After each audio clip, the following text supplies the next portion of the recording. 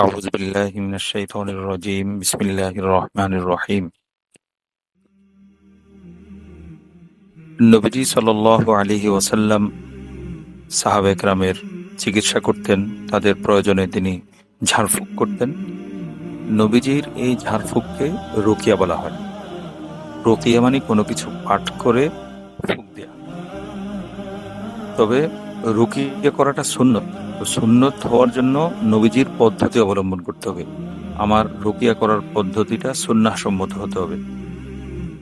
এক হাদিসে আছে, নবীজি আম্মাজান আয়েশা রাদিয়াল্লাহু তাআলা আনহা বলেছেন, নবীজির কাছে কোনো সাহাবী সে যদি কোনো অসুস্থতার অভিযোগ করতেন অথবা কারো দেহে কোনো ফোড়া বা ক্ষত দেখা দিত, তখন নবীজি কি করতেন?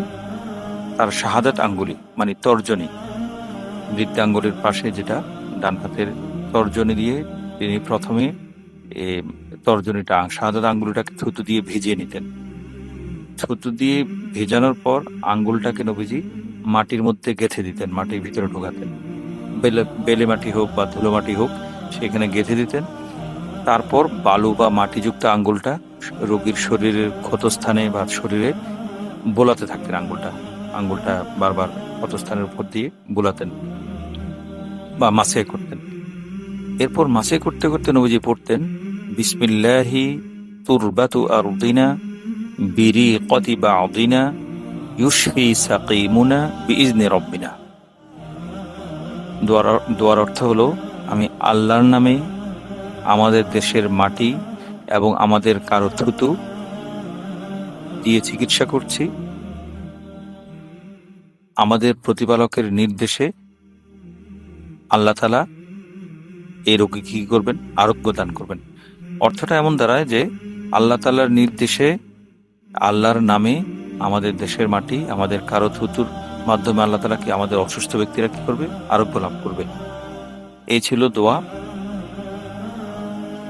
নবীজি সাল্লাল্লাহু আলাইহি ওয়াসাল্লাম যে এই চিকিৎসা যেটা করেছেন এটা অত্যন্ত সহজ। আমরা এই চিকিৎসার জন্য, এই রুকিয়া করার জন্য, এই সুন্নাহ সম্মত এই ঝাড়ফুঁক করার জন্য একটা পাত্রের মধ্যে, একটা কৌটার মধ্যে পরিষ্কার পরিচ্ছন্ন কিছু বালু রেখে দিতে পারি অথবা ধুলো মাটি রেখে দিতে পারি। প্রয়োজনের সময় আমরা এই পদ্ধতি অবলম্বন করে দোয়াটা পরে রোগীর ক্ষতস্থানে বা অসুস্থ ব্যক্তির শরীরে আমরা এটা মলতে পারি।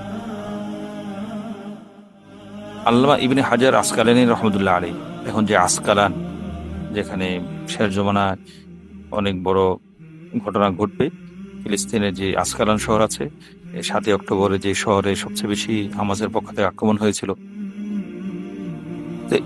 ইবনে হাজার আসকালান, তিনি আসকালানে জন্মগ্রহণ করেছেন।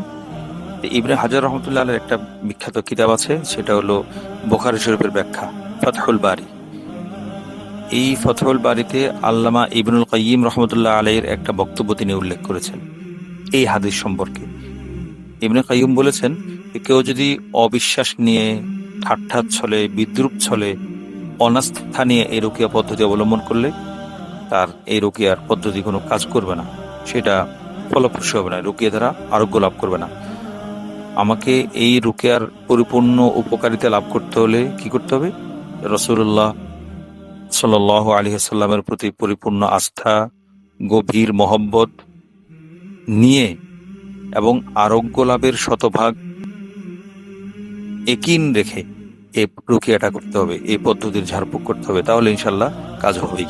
আল্লাহ তাআলা আমাদেরকে তৌফিক দান করুন। আমিন। ওয়া আখিরু দাওয়ানা আলহামদুলিল্লাহি রাব্বিল আলামিন ওয়া মা আলাইনা ইল্লাল বালাগুল মুবিন।